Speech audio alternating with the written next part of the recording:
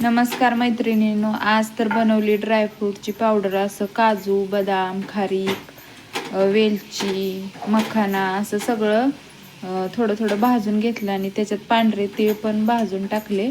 याची पावडर आपण बनवून ठेवली तर मग गडबडीच्या वेळेत आपण ज्या वेळेला खीर बनवतो, लाडू किंवा छोट्या बाळांच्या दुधात जरी टाकली तरी ताकद येते आणि आरोग्यही चांगलं राहतं. मग असं सर्व थोडं थोडं मिक्सरला फिरवून छान बारीक करून घेतलं. ही ड्रायफ्रूटची पावडर तयार झाली आहे.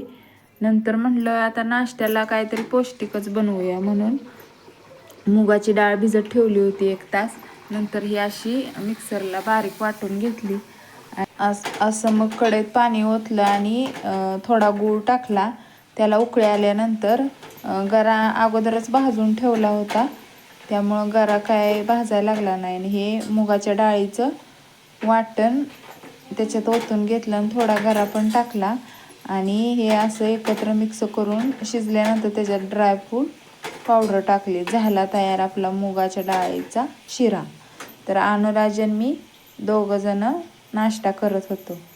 असा हा पौष्टिक नाश्ता कुणाला बरं आवडणार नाही. तर व्हिडिओ आवडल्यास व्हिडिओला नक्की लाईक करा, चॅनलला सबस्क्राईब करा. धन्यवाद.